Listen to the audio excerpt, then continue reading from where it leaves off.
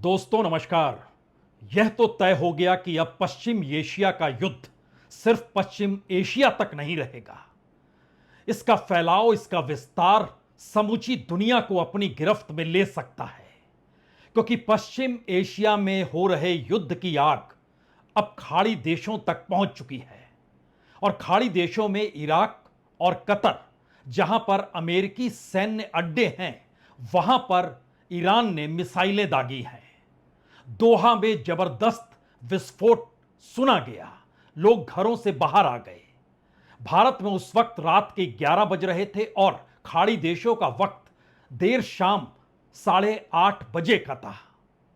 और अब यह सवाल बड़ा हो गया है कि अमेरिकी सैन्य अड्डों को अगर ईरान ने निशाना बनाना शुरू कर दिया है तो एक दो नहीं, 6 से 8 देश ऐसे हैं जहां पर अमेरिकी सैन्य अड्डे चल रहे हैं। जो जानकारी निकलकर आ रही है वहां से, उसमें कतर ने अभी तक कोई प्रतिक्रिया नहीं दी है, लेकिन कतर और बहरीन ने अपने आसमान पर पाबंदी लगा दी है, यानी वहां से कोई जहाज उड़ान नहीं भर सकता है। और यह स्थिति खाड़ी के दूसरे देशों के भीतर भी है। देर शाम के वक्त लोग सड़कों पर थे, गाड़ियों की आवाजाही जारी थी। उसी बीच आसमान में एक के बाद एक 6 मिसाइलें दागी गई और सारा नजारा कतर और इराक के लोग जमीन से देख रहे थे। पहले वहां की तस्वीरों को देख लीजिए। अल्लाहु अकबर, मैडम मैडम।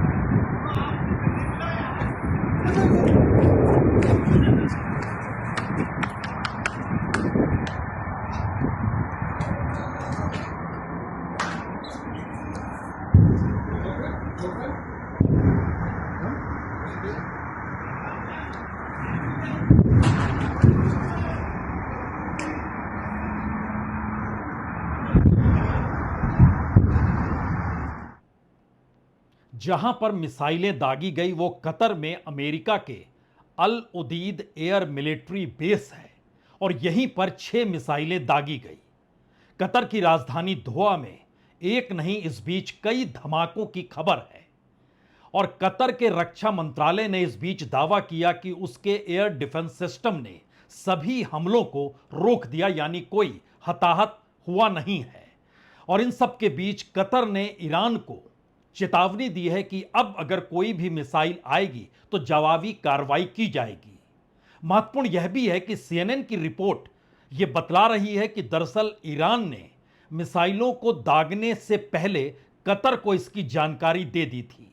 लेकिन उससे भी ज्यादा महत्वपूर्ण है कि इस तरीके की कोई जानकारी अमेरिका के सैन्य अड्डे के पास बिल्कुल नहीं थी। और कतर में अल उदीद एयरबेस मिडिल ईस्ट में अमेरिका का सबसे बड़ा सैन्य अड्डा है। यहां तकरीबन 8 से 10 हजार अमेरिकी सैनिक मौजूद हैं। और रिपोर्ट्स जो मिल रही है उसमें अमेरिकी ठिकानों पर अलग अलग जगहों पर मिसाइलें और भी दागी गई है, यानी सिर्फ कतर नहीं बल्कि इराक में अमेरिकी सैन्य ठिकानों की तरफ भी मिसाइलें दागी गई है। और यह भी महत्वपूर्ण है कि सीरिया की तरफ हसाका प्रांत में एक अमेरिकी मिलिट्री बेस पर भी इस बीच हमला हुआ है। और आसमान की यह तस्वीर कतर और इराक दोनों जगहों से उभर कर सामने आ रही है। ला इलाहा इल्लल्लाह, ला इलाहा इल्लल्लाह।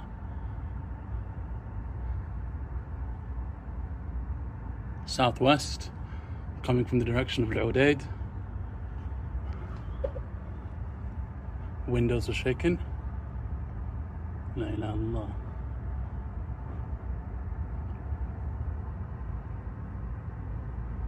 La ilaha illallah. Probably Patriot.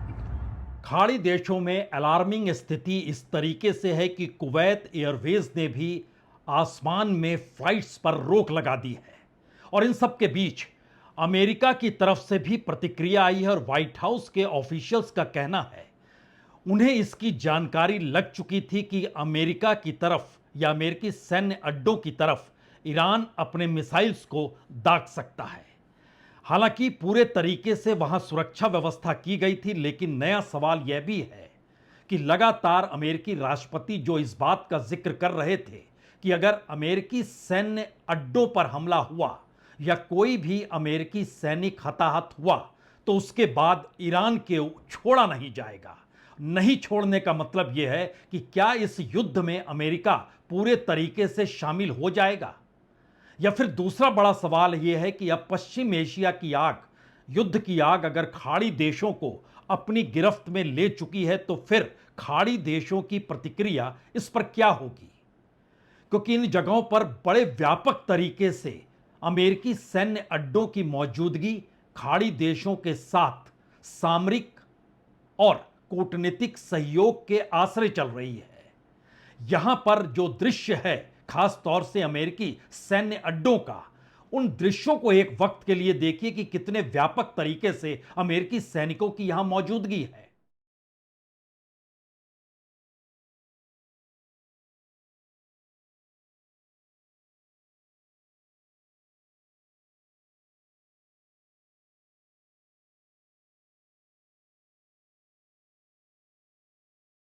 Iraq और कतर में मिसाइलों के हमले के बाद अब पूरे खाड़ी देशों के भीतर अमेरिकी सेना और वहां के स्थानीय सेना ने भी एक लिहाज से कह सकते हैं मोर्चा संभाल लिया है, क्योंकि जो जानकारी है उसमें Saudi Arab, Kuwait, Bahrain, Jordan, United Arab Emirates और इराक और कतर तो है ही। यहां पर तकरीबन 50,000 से ज्यादा अमेरिकी सैनिकों की तैनाती अलग अलग अमेरिकी सैन्य अड्डों में है और इन देशों की सुरक्षा व्यवस्था एक लिहाज से अमेरिकी सैन्य अड्डों के जरिए भी होती है। हालांकि रिटेलिएशन यानी जवाबी कार्रवाई को लेकर अभी तक कोई जानकारी नहीं आई है, लेकिन यह भी जानकारी आ रही है कि ईरान ने इसकी सूचना कतर को पहले दे दी थी कि वह मिसाइलों से हमला अमेरिका के सैन्य अड्डों की तरफ जरूर करेगा। तीन बड़े सवाल इस दौर में बड़े हो चुके हैं।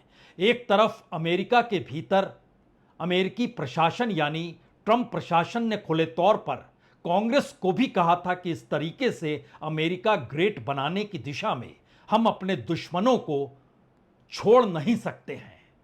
अभी तक अमेरिका के सैन्य अड्डे निशाने पर नहीं थे, इजराइल निशाने पर था।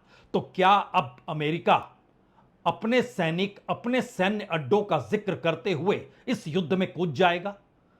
दूसरी बात है, क्या खाड़ी देशों में जो पश्चिम एशिया के युद्ध की आग अब पहुंची है, क्या इसकी गिरफ्त में अब इस्लामिक वर्ल्ड कहें या मुस्लिम देश कहें या फिर खाड़ी देशों की भूमिका कहें? और उसके साथ साथ इस वक्त चूंकि रूस में ईरान के विदेश मंत्री मौजूद हैं और यूनाइटेड नेशन के भीतर रूस और चीन दोनों ने इस सवाल को खड़ा किया है कि अमेरिका ने जिस तरीके से हमला ईरान के परमाणु ठिकानों पर किया, जबकि कोई परमाणु हथियार उसके पास है नहीं, तो उसके बाद क्या यह परिस्थिति रूस और चीन को भी खाड़ी देशों के साथ गिरफ्त में ले लेगी? और उसके बाद तीसरा बड़ा सवाल है, चूंकि 24 और 25 यानी कल परसों एससीओ की बैठक शुरू हो रही है जो 26-27 तक चलेगी और शंघाई कोऑपरेशन ऑर्गेनाइजेशन की इस बैठक में ईरान की मौजूदगी है, भारत की मौजूदगी है, रूस की मौजूदगी है, चीन की मौजूदगी है। तो क्या एससीओ एक तरफ कोई बड़ा निर्णय लेगा? क्योंकि इससे पहले उसने खुले तौर पर कहा था कि अगर युद्ध में अमेरिका कूदता है तो उसके बाद स्थितियां नाजुक हो जाएंगी। कम से कम अभी जो जानकारी है उसमें व्हाइट हाउस इसकी तैयारी कर रहा है कि किस रूप में इसकी प्रतिक्रिया दी जाए। और दूसरी तरफ खाड़ी देशों के भीतर सुरक्षा व्यवस्था, आसमान में अगर कॉमर्शियल जहाजों को रोका गया है तो जमीन पर भी नागरिकों से कहा गया है कि वह अपने घरों में सुरक्षित पहुंच जाएं, क्योंकि आसमान में जो मिसाइलें दागी जा रही है उसको लेकर उनका अपना सिस्टम उसे रोक तो रहा है, लेकिन यह वक्त चौकन्ने रहने का है और सचेत रहने का है। यानी स्थिति सिर्फ पश्चिम एशिया में नहीं बल्कि हालात मिडिल ईस्ट से निकलकर खाड़ी देशों को भी अपनी गिरफ्त में अब ले चुके हैं। बहुत शुक्रिया, बहुत बहुत शुक्रिया।